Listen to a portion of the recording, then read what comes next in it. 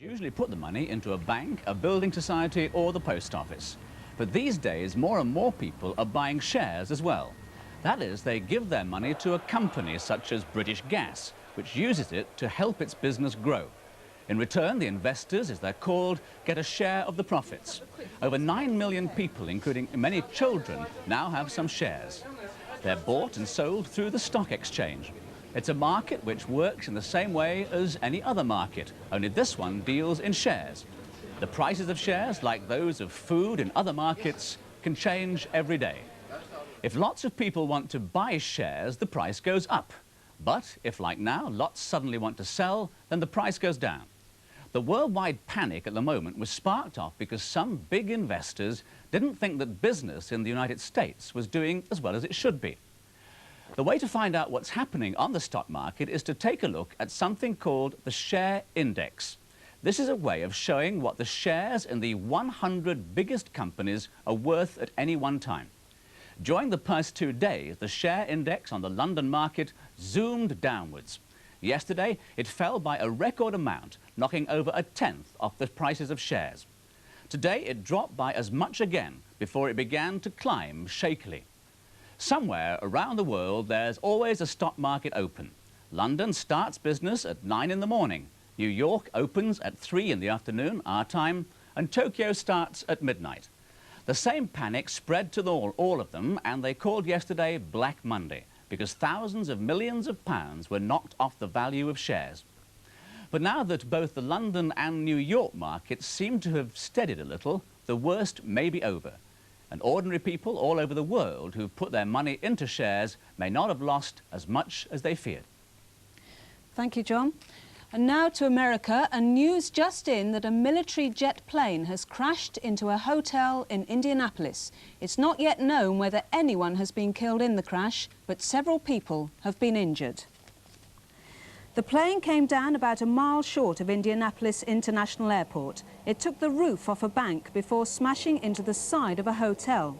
It's thought the pilot bailed out before the crash and landed safely. Emergency workers rushed to the scene. They say there have been many injuries. A disaster centre has been set up and streets around the hotel have been closed off. The death has been announced of Jacqueline du Pré, the child star who went on to become one of Britain's greatest musicians. She was 42 years old and the last years of her life were spent in a wheelchair. Mary Downing reports.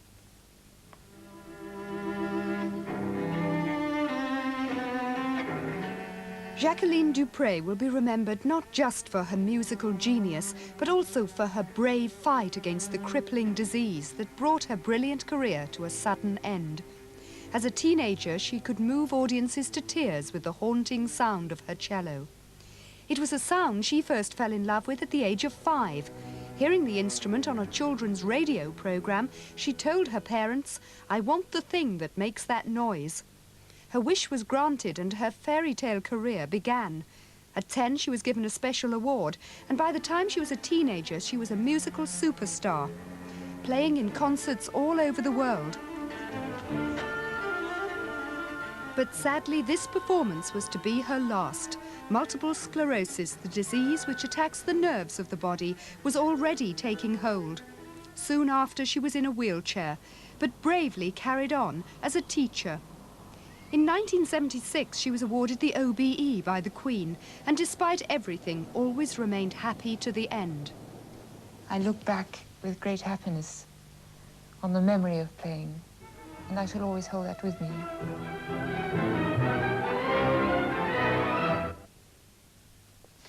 A massive appeal to replace trees lost in last week's storm has been launched by the National Trust, which cares for some of the finest gardens and parks in Britain. Thousands of old and beautiful trees were destroyed, and the Trust says it'll need millions of pounds to plant new ones.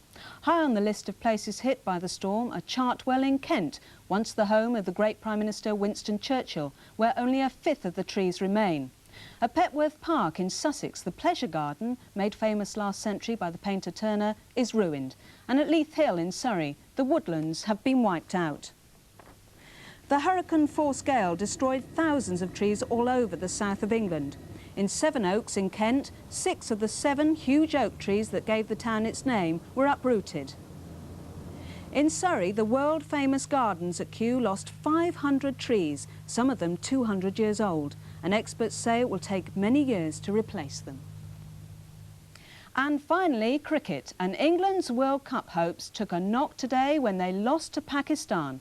England batted first, making 244 for 9, not enough to stop captain Imran Khan's side beating that target with 6 balls and 7 wickets to spare. Today's victory in Karachi guarantees Pakistan a place in the semi-finals, and it means that to even qualify, England will probably have to win their last 2 matches against the West Indies and Sri Lanka. Well, that's the close of play for today. We'll be batting again tomorrow at the same time. Bye-bye.